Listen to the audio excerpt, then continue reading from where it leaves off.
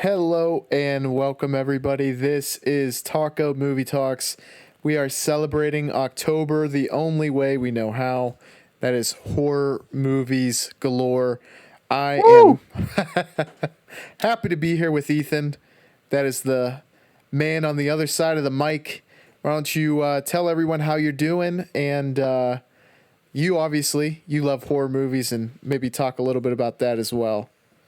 Oh yeah. Every year, this is my third year doing this, but every year I just binge a bunch of horror movies, and it's why October is my favorite month of the year, probably.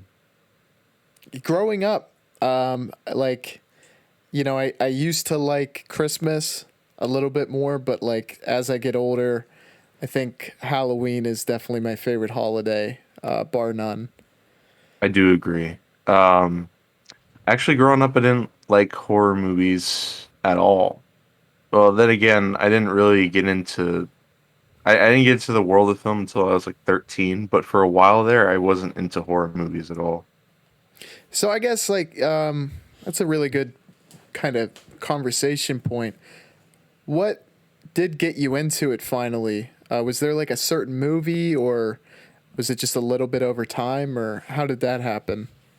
I think it was me watching Aliens. I really wanted to watch Aliens, and uh one of my parents said you should probably watch the original first.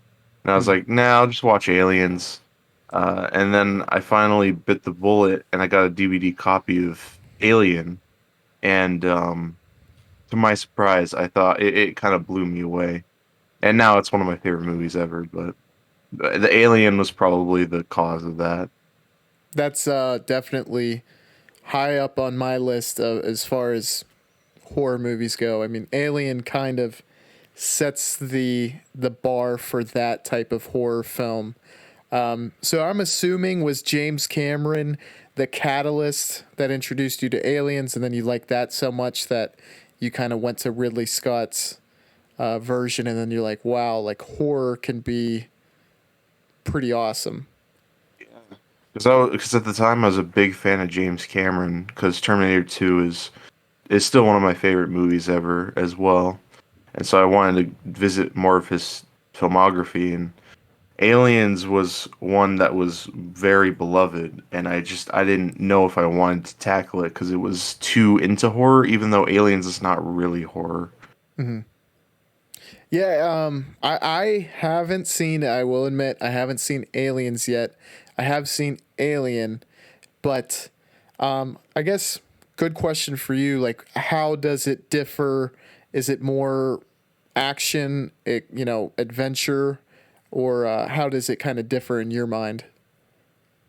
Aliens does have more of an action twinge to it. Alien is more like a haunted house movie set in outer space. It's got a slow, suspenseful build-up, and once the iconic scene. I don't know if I want to spoil it, but I mean it's kind of one of the most iconic scenes in movie history. But then after that, that kind of becomes the jumping off point to the haunted house scares and this thing that's lurking around this enclosed environment. Aliens is now everybody is armed and dangerous. Everybody is prepped and ready for this, so it's not really gonna be enclosed spaces with no weapons anymore, and people trying to figure it out. It's more like a. I think James Rolfe pointed it out where Alien is like a haunted house movie, and Aliens is like a war movie. Yeah, and that definitely does sound awesome in its own way. One thing I want to Yeah. ask you is, when did you start kind of looking into the deep history of cinema, and how did kind of horror play a huge role into like the early classics? Well, I there was a point in time where I was big into Dracula adaptations. Mm. Um, and there's obviously been so many Dracula adaptations. Uh, probably my favorite one is actually Werner Herzog's Nosferatu remake, Yes. which is crazy, but I actually really, really like that movie. But I like going through very old movies. I recall at one point I was in like a silent movie phase for a while. It's not. I go through phases of movies that I like to watch. Um, I definitely think that college has helped me with that, like understanding more of the history of it.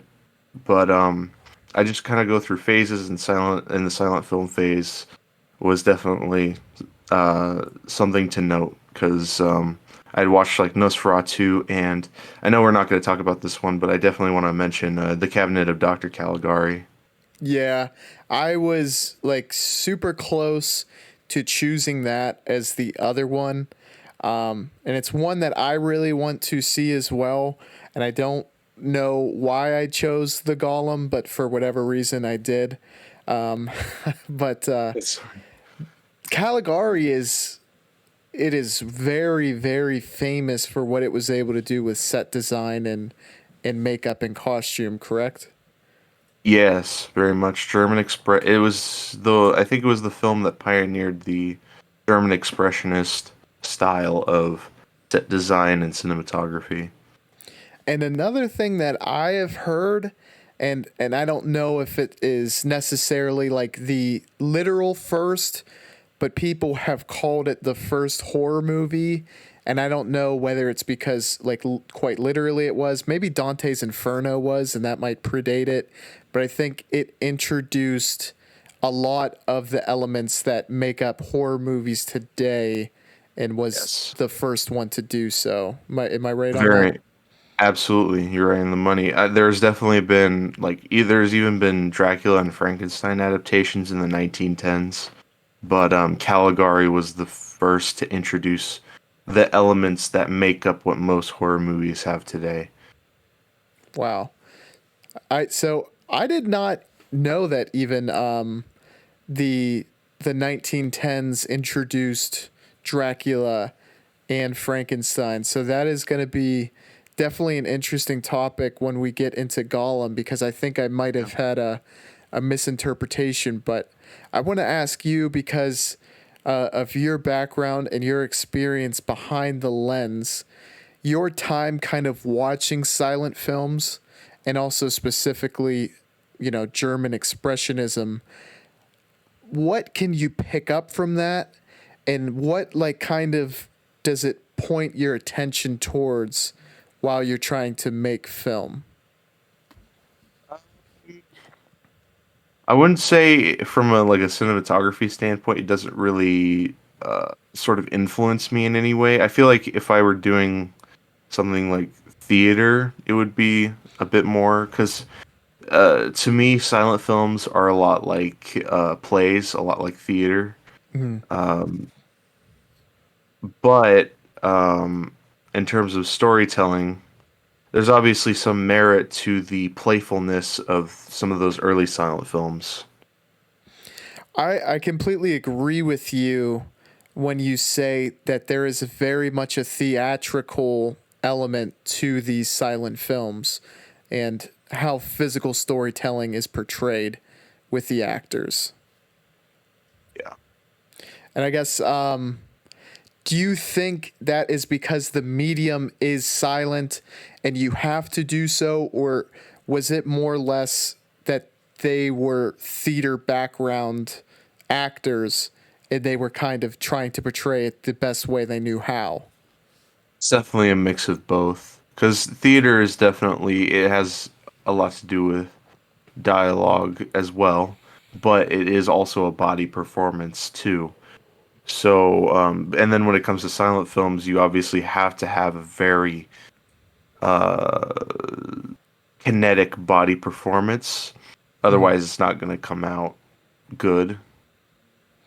One thing that I will say, and I don't know if it's so much conducive to the silent era or if German Expressionism is the catalyst to this, but the makeup and kind of character design is one of the strong points that I was kind of struck by in both of these movies.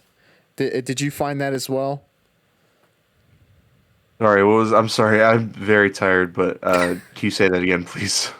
Like the way that Nosferatu looked and the way that Gollum looked, and even kind of side characters, you could get in essence for if they were bad characters, like maybe even a mad scientist, they used the makeup very well.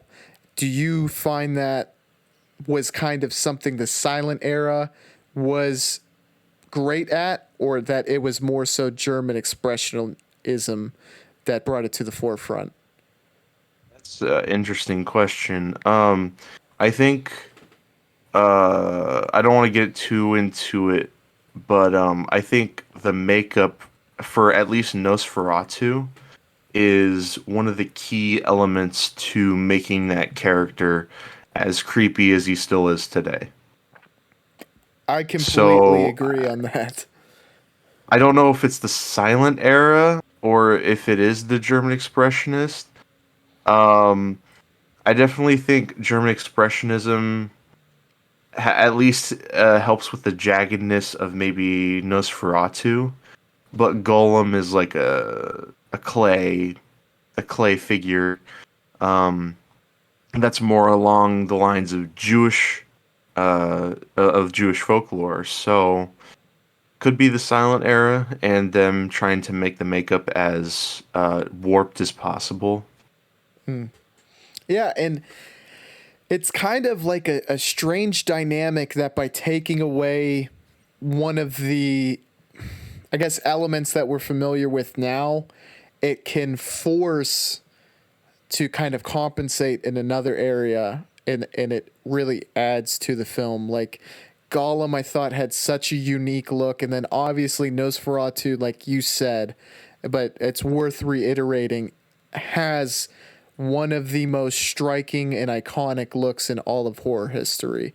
And I don't know if it would have been as big a focus had there been dialogue to maybe compensate for that. Yeah.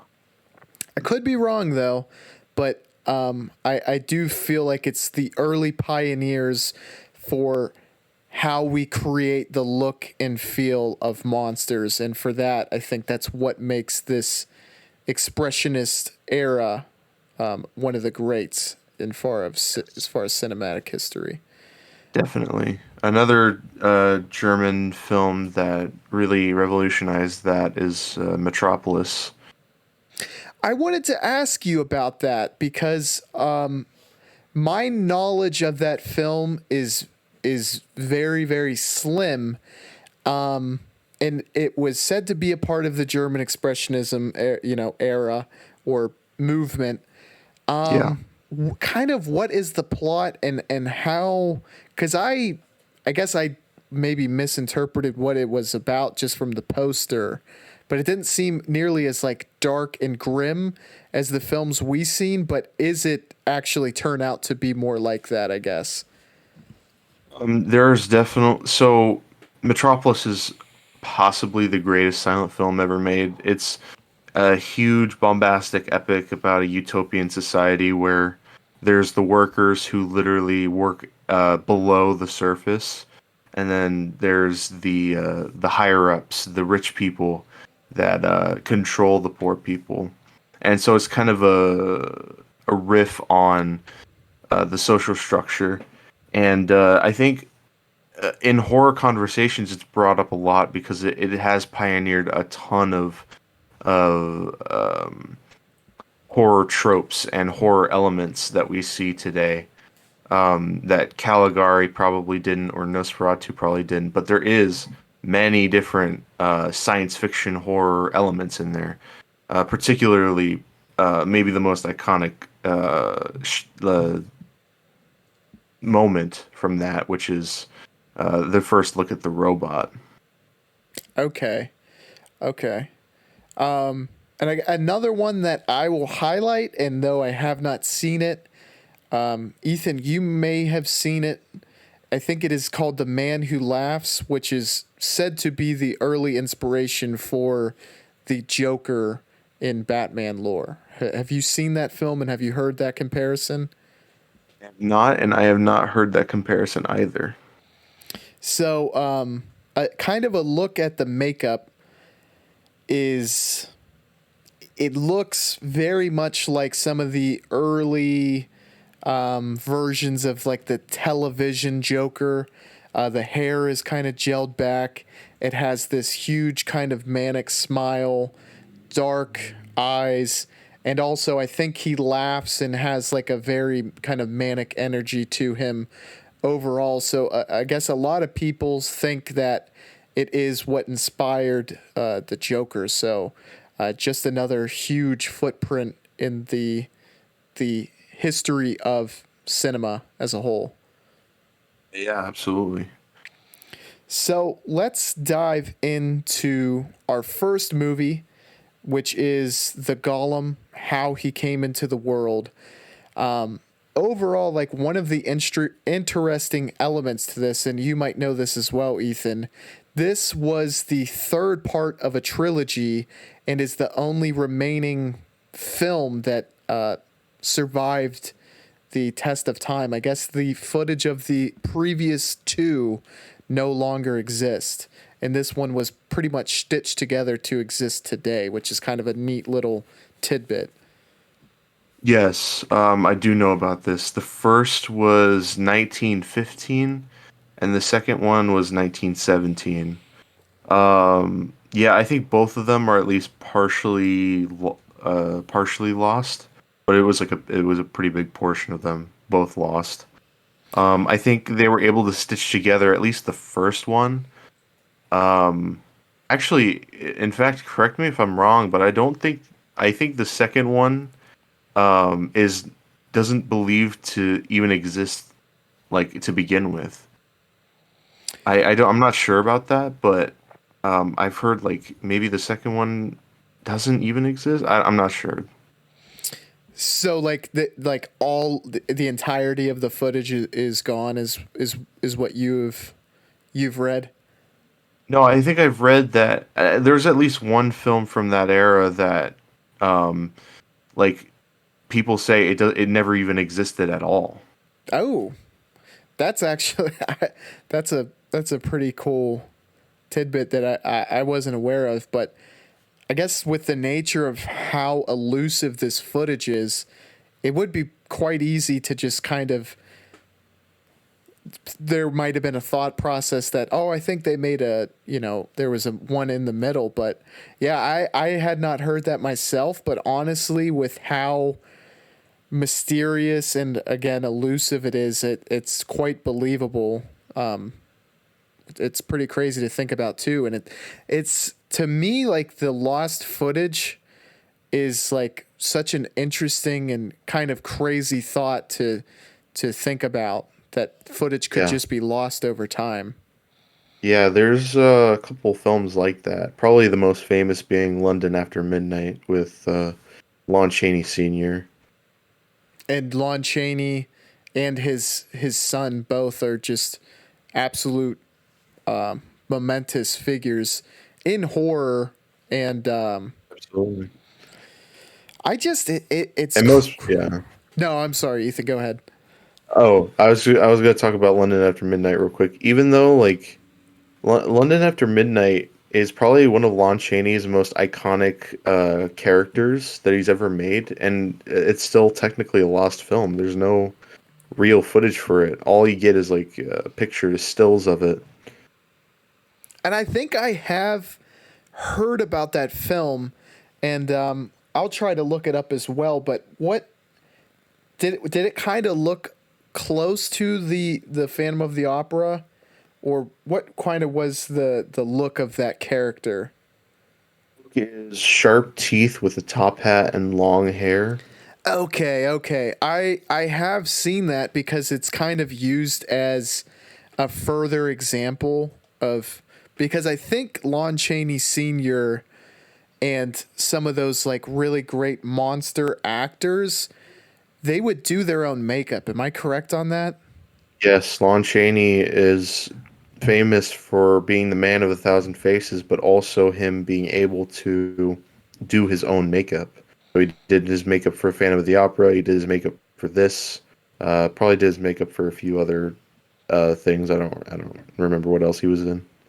Yeah, and next week we're going to be jumping into all of these famous actors, including Boris Karloff, Lon Chaney, and Bela Lugosi. But I have always been like a huge fanboy of those actors while having never seen their films, but just because of how striking they looked as their characters. I have so much respect for those actors, and I wonder if there will ever be a time period like that again where the monster actors become movie stars as well.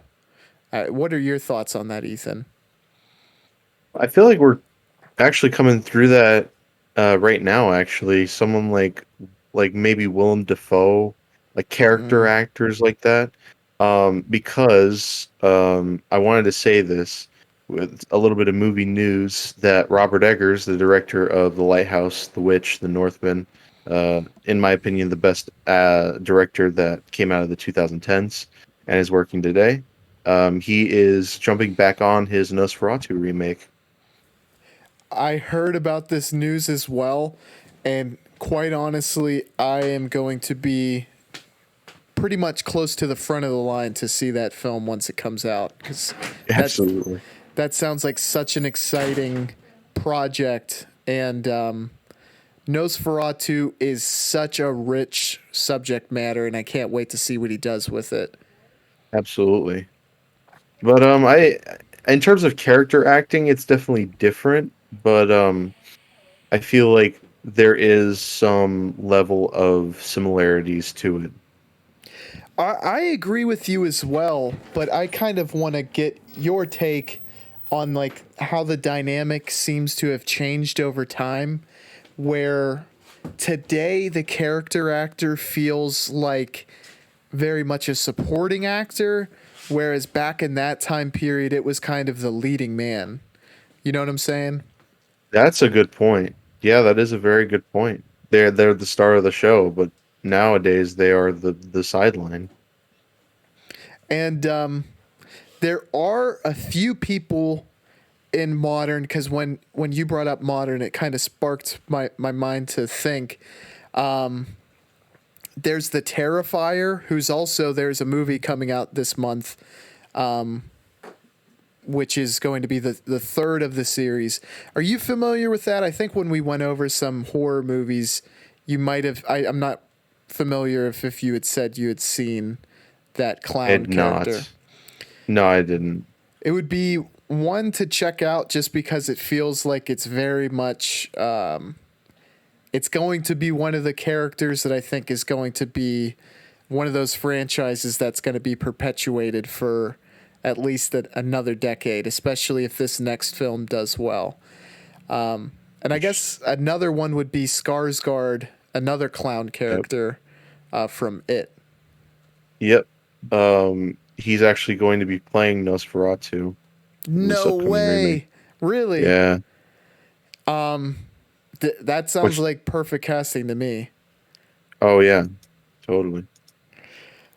So this story, the Golem, how he came into the world, like you had said previously, is Jewish folklore, and it is kind of the mad scientist creating something which can be used for good, but can also get out of hand, and feels very, very much in line with the Frankenstein story that we are very, very familiar with today.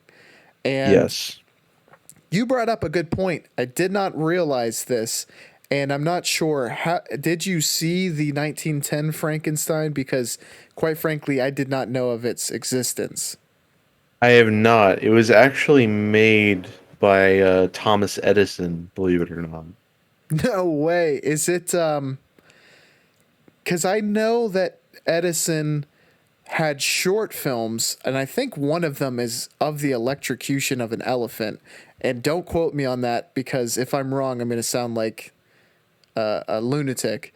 But was that also like a very short film, or was it actually close to what we consider feature length now? I think probably I don't know about that, but I know that at the time uh like by 1910 there still weren't quite narrative features yet. Okay. I think around 1917, maybe 1918 is when they started to introduce like hour-long movies. Okay. So I guess, and this is just something we can pontificate on, but if you have any knowledge to the contrary, I would love to hear it. To me, when I saw this, and obviously without the knowledge of Frankenstein, I felt like it very much set the elements that could help create the character of Frankenstein. Now, obviously, the subject matter existed prior to this, but the way they handled the golem, the big lumbering nature, the imposing kind of physical attributes, set up perfectly what you could build into a Frankenstein monster, and also the creation, but that kind of falls in line with the actual text as well. So, I guess, in your opinion, do you think that while this is very much folklore based, do you think that the Frankenstein novel helped inspire this, or do you think the film elements from this went on to help inspire the movie that would come in the 1930s? I think both. I think this is definitely inspired by the book at least, but obviously the character acting is like a big hulking monster who uh, lurks around, um, and also like the mad scientist who has accidentally got it out of hand. It definitely inspired uh, the Boris Karloff 1931 Frankenstein. Yeah, that was kind of my thought process as well. And I think another like pretty neat element to this, right, is that this movie kind of outlines what has been a historical recurring theme, and that is I guess, the prejudice and the trials and tribulations that the Jewish people have gone through, and to kind of that they needed a superhero to protect them, but also it became a threat to their society as well, which is interesting, I think. Yeah, definitely. And I think it needs to be stated that while today there doesn't seem to be as much of a threat to like the Jewish culture, this was filmed and released in a time where there was a very eminent threat on the horizon to the Jewish people. So it's very interesting to have this kind of representation, you know, a couple decades before they were almost genocided in history. Yeah, yeah, um, yeah. I think that's a very interesting point. Um, it yeah, I feel like it was a bit too long before, because Hmm. this is 1920. Um, World War II started in about 1933, 1934. Um, at least the Holocaust started at around 1933, 1934. And yeah, I mean that's a very interesting point, though. And I guess it makes me wonder, and I think your counterpoint brings up a good stance as well. It makes me wonder if the directors kind of felt that there was a stereotype and that people might have looked at them a certain way during this time period, or whether that would evolve a lot over the coming years and wasn't quite I mean, obviously, in 1920, it was not as horrific as it would get, but I wonder if there was kind of some groundswell that made them believe that there was stereotypes during that time period. Um, hit well, so Hitler at the time, I think it was 2 years after World War One had just ended, and so Hitler I don't think had come to power yet, but Mm-hmm. he was kind of on the rise of power, and he was kind of the guy who put it in everybody's head. Yeah, I mean, he was the forerunner of kind of bringing a lot of attention to the race theory that they had at the time of the Aryan race, the Jewish race, and so on and so forth. And I feel like, and one thing that I will say, and I don't remember exact dates, but I think there was text that kind of inspired Hitler's ethos into this, and that kind of introduced the racial theory to him and what he was able to kind of cling on to and use to come to prominence. So I don't know if that plays a role into what inspired this and why they felt it was timely, but it could just be kind of an interesting side note nonetheless. Yeah, definitely. I want to ask you, Ethan, what were some of the kind of standouts that really stuck with you for this film? Um, I'd say like something like Golem on top of the building is a Mm, moment that stands out in my mind. Him getting really angry um, at his creator, and because he's trying to steal his star, and he gets like his face gets really intense. mm, Um, but I also like the scene where the girl at the very end. The girl rips the star off of his plate, and he just falls down, and then a bunch of girls just start going up to it, and just one girl sits on it, and then it's just like they're just there for the rest of the like the last 3 minutes of the movie. yeah, and so that had like a huge striking element that, again, I found similarities with Frankenstein in that they are sometimes portrayed as like gentle giants in a way. Did you see that Yeah, as well? sort of. Yeah, even though he was kind of well, he Destructive. was like distracted, and then the girl just ripped it off, so he just fell down. Um, the one aspect of this that really caught my attention was the cinematography, which makes sense because it was the director of photography was actually Carl Freund, who did the cinematography for Bela Lugosi's Dracula, as well as he directed The Mummy. And the photographer would also, wouldn't he go on to win, and it might have been one of the movies you mentioned, but he would win either an Academy Award or an Oscar for best director. Am I right on that? I'm not sure, but I think he is one of the greatest cinematographers who ever lived, just because a lot of his shots really pioneer um, eerie, intimidating atmospheres. Yeah, and I would I would totally agree with that. And something else that really, there was a lot of aspects to this film that just completely stood out to me. I mean, the character design of the golem is great.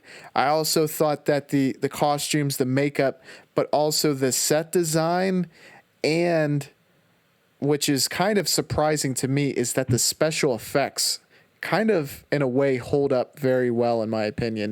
Do you agree with that? Um, they definitely seemed a bit better to me than most films of that time. Mm-hmm. But I do agree with you. The set design, obviously, the German Expressionism again. That that German Expressionist set design is what really adds to that very warped environment.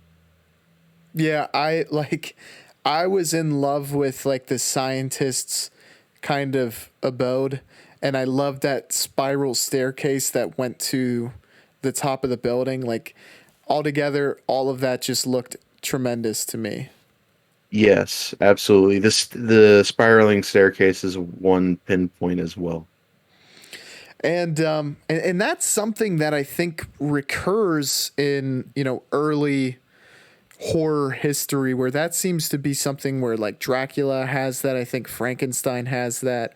And I wonder if that is a big inspiration for them, just because it was such a iconic look and set design. Yeah.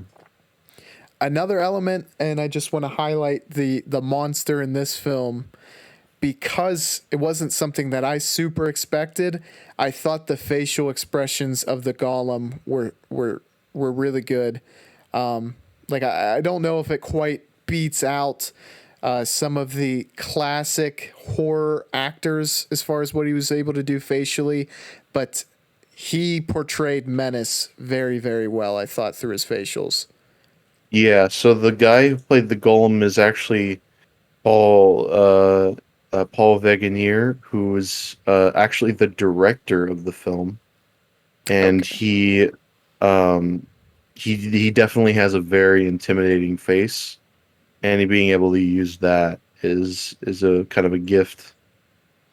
I did not know that. I guess yeah, his name is on the screen as one of the directors, and I think I was surprised because so Carl Bose was another one of the directors, but I looked at Wegener and I was surprised because I think this is the only film that he has directorial credits for. So I guess that makes sense. He wanted to be kind of the the flag runner, the face of this film. So it was just a perfect storm for Wegener. Yeah, but I think the highlight of this movie is Carl Freund.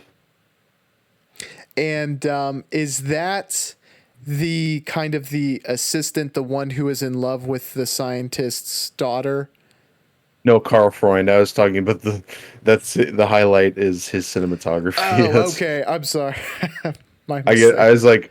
I was like, but the real star is the cinematographer. That's what I was doing.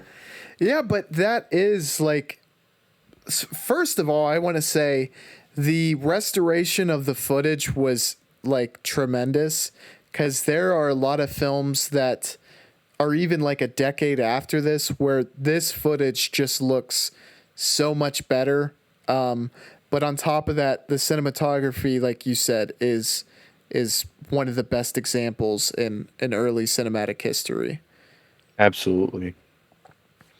This film, to me, is one of those early films that not only was I surprised by how good it was, but it's also one of the highest rated that I've seen this week. And I guess, were you surprised by how much you liked it, or did you have a different experience when you viewed it? I had the same respect for it as I did Nosferatu. I don't love it, but there are certain aspects that are absolutely fantastic, and it does absolutely hold the place in film history, just in general. What are some of the negatives that you were able to kind of identify? It's a little. It's just a little on the basic side, I guess. It's not. It doesn't really interest me in the way that maybe Cabinet of Dr. Caligari does, just because Caligari is just so interesting as far as like a story perspective and as far as like a atmosphere perspective. That is like one of the most warped, very eerie films, in my opinion, is Caligari. And Nosferatu, not really as much. You don't get those elements as much. But what you do get is Max Schreck's intimidating performance, and obviously the Dracula story is an interesting story. And Golem is based off of Frankenstein, which is an interesting story, but it's kind of derivative, if that makes sense. I definitely agree with you there. It felt like you said it was more of a mystical feel than like a creepy feel from what you would get from other movies. And the story points don't they don't branch out much further than where the story goes. At some point, like I do like how the love affair kind of ties into the story and then brings it to its conclusion. That was one of the elements that I did like, but Hmm. at least from the beginning, it was a little bit basic, as you said, and it didn't take away too much from me. But when you say that, it does track, and I do agree with that statement as well. Hmm. So, from that standpoint, Ethan, what did you rate this film, and any final thoughts as well? Um, I think this movie is obviously very important, but overall, it's just pretty good for me. I'm gonna give it a 7 out of 10, 3.5 out of 5. Okay, and I'm pretty close with you as well. I think just like how many elements felt like pretty high quality, and also looking through it in a historical lens, I just gave it a slightly higher score, and I gave it an 8 out of 10. Moving on to Nosferatu by F.W. Murnau. Would you like to do the honors and kind of give the summation of a classic story in Nosferatu? Yep. So, Nosferatu is Dracula. Boom. Exactly. Yeah, well, no, I should just touch upon Dracula though. So it's definitely one of the most iconic stories in history about an insurance salesman who ventures to Transylvania to make a deal with Dracula. And he is cursed by Dracula, and Dracula is moving to England, specifically Carfax Abbey, to seek fresh blood for his livelihood. And yeah, that's kind of the basic plot of Dracula. It's Nosferatu is literally it's just Dracula. Exactly. And as a kid, I guess I didn't really realize that, but as I've heard the Dracula story retold, it yeah, I mean you're dead on the money. I mean, this is literally beat for beat the story of Bram Stoker's Dracula, to the point that I think I watched this on Plex. He actually gets writing credits for this movie. Yes, most authors do get writing credits. Oh, So for this movie in particular, yeah, that makes sense. yeah, and two of the standout elements. One you mentioned was Max Schreck's portrayal of Nosferatu was visually stunning. He was creepy as hell. The look was absolutely perfect to where I think you see the image of Nosferatu now. It's still hella creepy and pretty much, I would say, even downright scary. And I also liked one of the elements that I liked was how creepy the entire like the editing made certain scenes with like it almost looked like kind of stop motion, and how they tried to make it look quick and how the movement was unnatural. Those two were the standout for me. And what about you? Yeah, definitely. Some of the editing really helps it out. Like, I think one big example is I feel like it's like an early rendition of a jump scare, where it could edit to just uh, Nosferatu, Count Orlok is his name. He just standing in a hallway, and it is one of the most creepy images in cinema history. Like every time I look at it, I just chills are sent down my spine. I agree, and yeah, his look is just it's unmistakable. It's one of the most iconic looks you could ever see, and on top of that, the shadow scene is like one of the most iconic visuals that I think exist in horror history. Yes, absolutely. One thing that you brought up, and I completely agree, not disagree, was that you prefer Herzog's kind of interpretation of this story as the best, and I could not agree more with you. And I love what Herzog was able to do with it because it kind of gives a more solid and more, you know, background and motivation for the character of Nosferatu. And Yes. is that kind of what tracked for you, or made you gain appreciation for that film as well? I think the reason why I appreciate it more than most other Dracula adaptations is because of Werner Herzog's very documentary style. He has Mm. a very documentary approach to feature film. So for him to give this take on a very classic story makes it all the more interesting and unique as far as filmmaking. In terms of the story, it's Dracula again, but it's it's an interesting form of Dracula.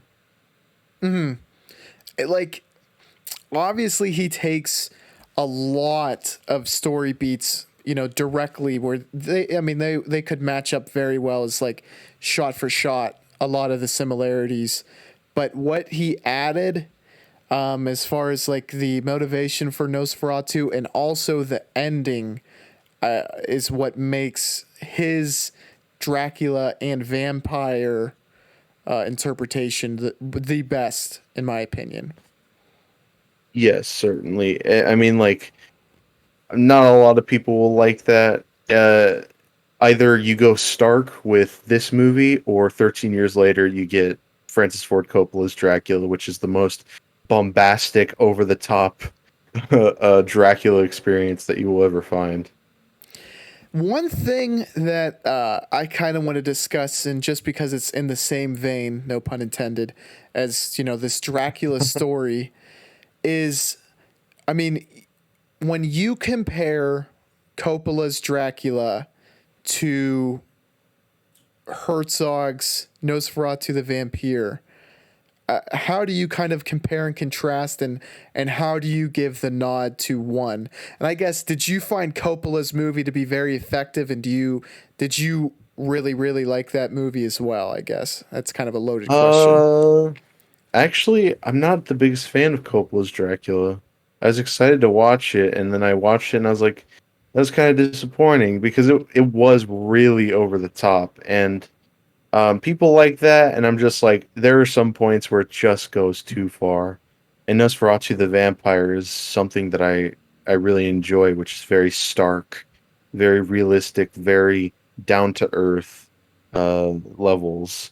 It's not as obviously it's not as down to earth as something like uh, maybe Aguirre, the Wrath of God, which Hmm. is like really like a gritty war film. Hmm. But Nosferatu is very documentary like as it could get. Yeah, and I think you probably from what you said, have the same feel.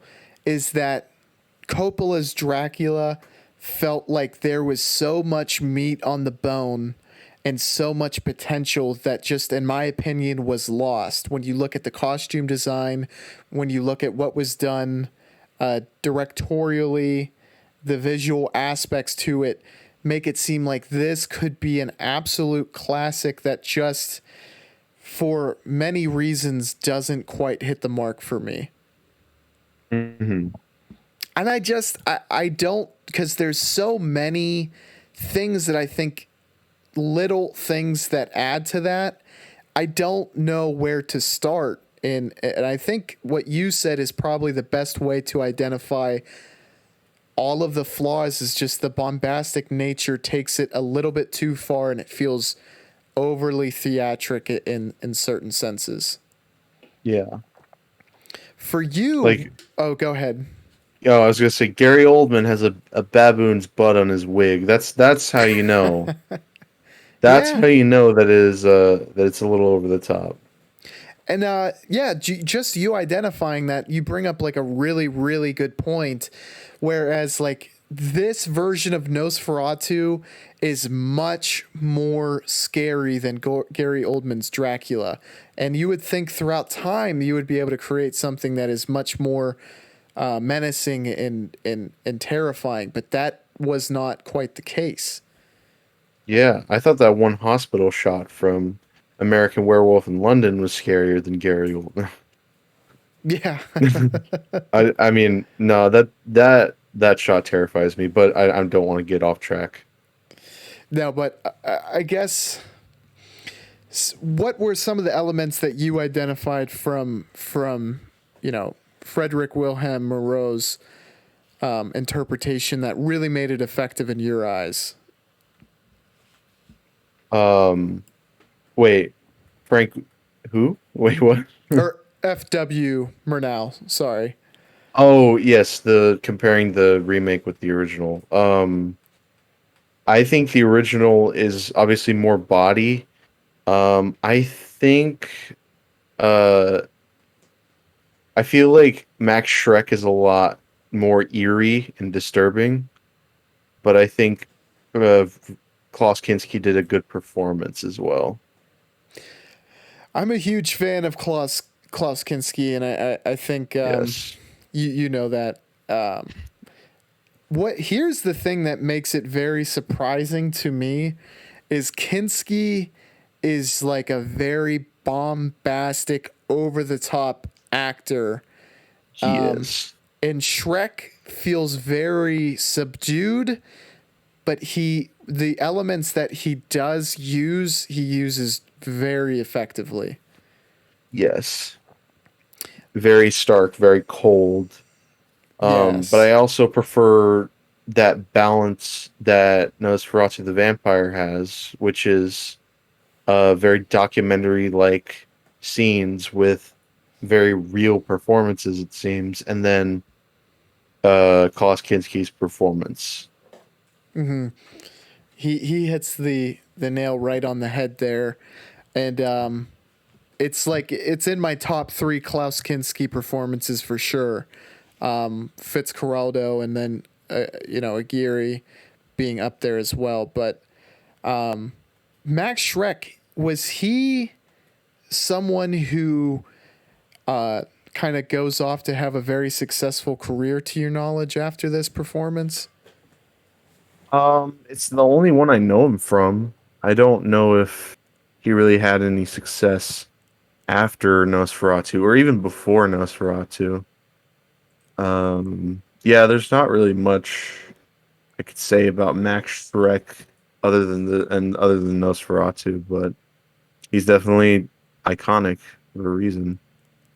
Yeah, and I guess this is kind of one of those situations where you're born for a role, and then once it happens, it's kind of hard to find that level of success after the fact, right? Because I mean, Possibly.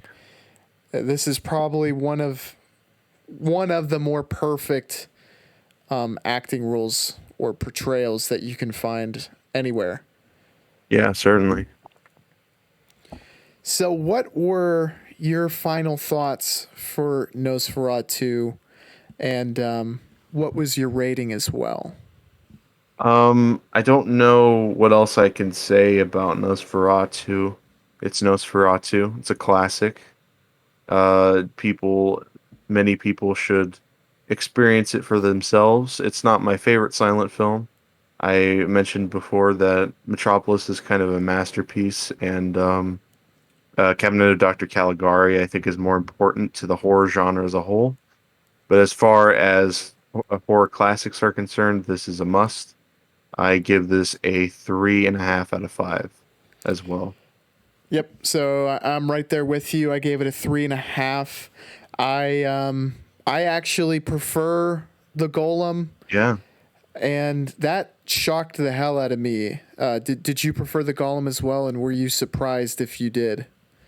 No, I prefer Nosferatu just because of its classic stature. Yeah. I mean, one thing that I will say, and I'm not sure if I mentioned this earlier, is that, I mean, look, Nosferatu as a character design is just miles ahead of the Golem.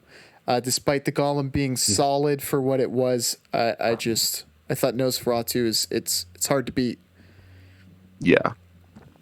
One last kind of topic that I want to kind of bring up, as far as vampire movies as a whole, we have two polar opposites to the way that vampires are portrayed.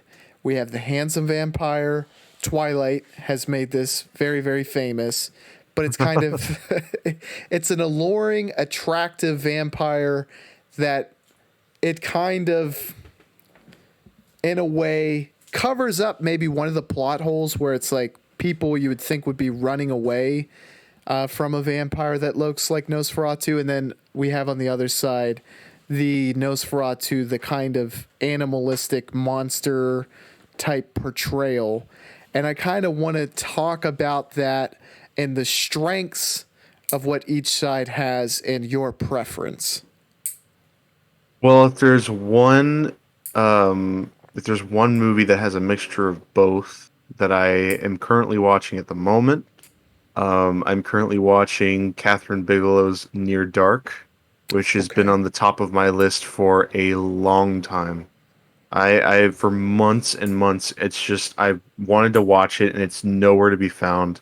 Finally, Criterion picked it up, and this month they're hosting, as part of their '80s horror uh, collection. They have Near Dark, so finally I'm able to watch Near Dark, and there are completely different sides of the coin. There's the very over the top, monstrous vampires like Bill Paxton's character, and then there's vampires who are a lot probably more eerie. None of them are eerie in the sense that they just look like normal people, but like there's different like stages to being a vampire, and the way they tackle being a vampire is very interesting. So as far as how they portray their own moral character, I think it's those portray different parts of like something like Dracula or maybe like Twilight.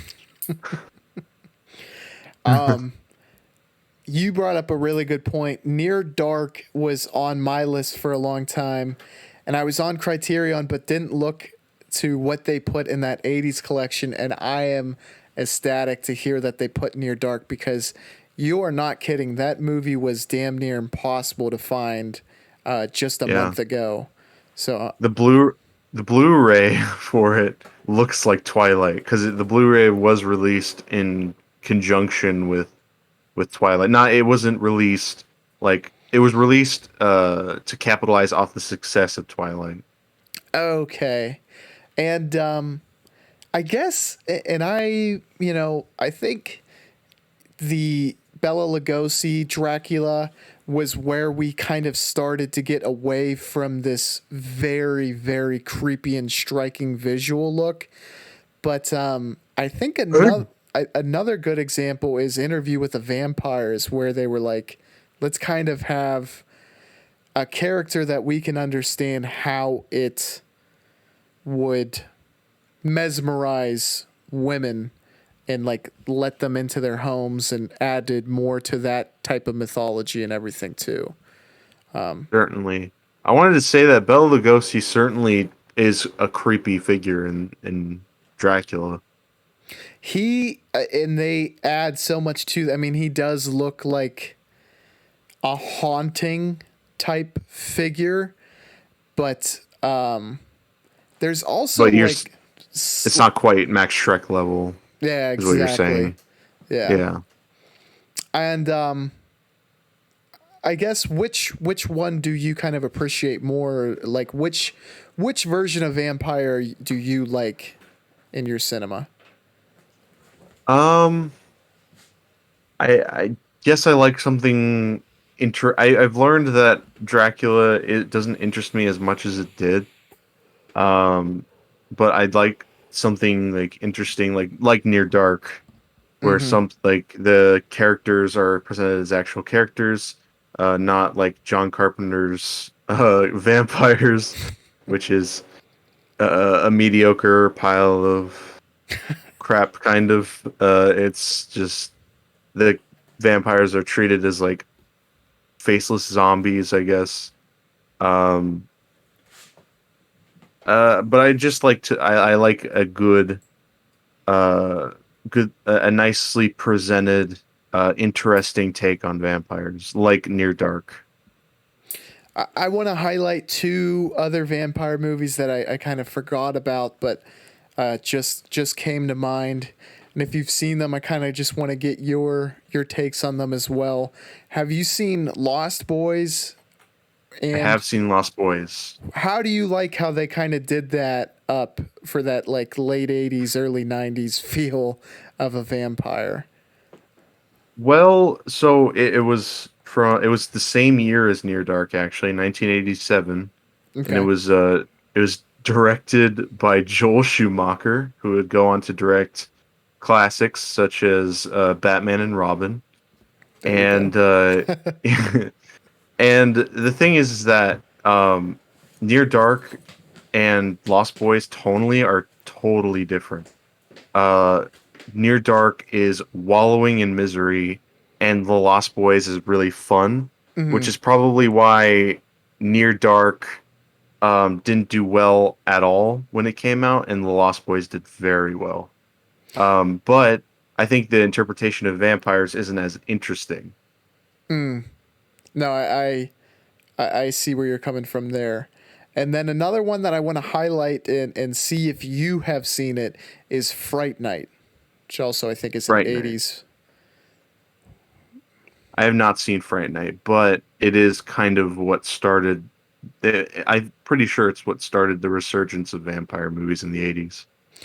One thing, and I want to highlight it for anyone else who hasn't seen it, is it also introduces this meta element to it that is it's awesome, and I really like it because one of the actors I think is a famous actor from doing, shows in which he plays Van Helsing, and he plays the actor in the film, but he's the only one who has knowledge on how to create or how to destroy vampires. So I think I Mhm. completely bumbled that explanation, but it's one that I would definitely check out if you have any interest because it's a standout Yeah, amongst that subgenre. certainly. So Ethan, next week we have a an awesome schedule. We're going to be covering four of the top tier Universal horror monsters. And I guess which one are you most excited for? Or do you just kind of love that whole like horror element as a whole? So we're doing Dracula, the first two Frankensteins, and the Mummy. Is that what we're doing? Yes. I want to throw a fifth one in there, if that's okay. Okay. Um, one of my probably my favorite of all the original Universal monsters, because there's six of them. But Mhm. my favorite first movie is actually The Invisible Man, and I want to touch Oh, on that. hell yeah. I'm totally down. And they added that to the Criterion collection as well as they did a double dip 80 horror movies and the Universal Monsters. I saw that on there and that is definitely one that I want to see. And Yeah, it's not my favorite all-time Universal monster movie. It's the other one is also in there, but it's not an original. so I'm very excited. And would you say that Frankenstein is the monster amongst those that is the standout for you, or is it? I guess I'll just spoil it. Bride of Frankenstein is my favorite Universal monster movie. And that's kind of the standout, and a lot of people hold that same sentiment, I believe. So. Yes, absolutely. Well, I'm really excited for that, and I hope that if you've listened this far, you are very excited for that as well. Ethan, you have been great as always. Much thanks for coming on and talking old school Pleasure. horror with me. I very, very appreciate it. Of course. Well, that is all for us today, and we will catch you on the flippity flip. Bye, y'all.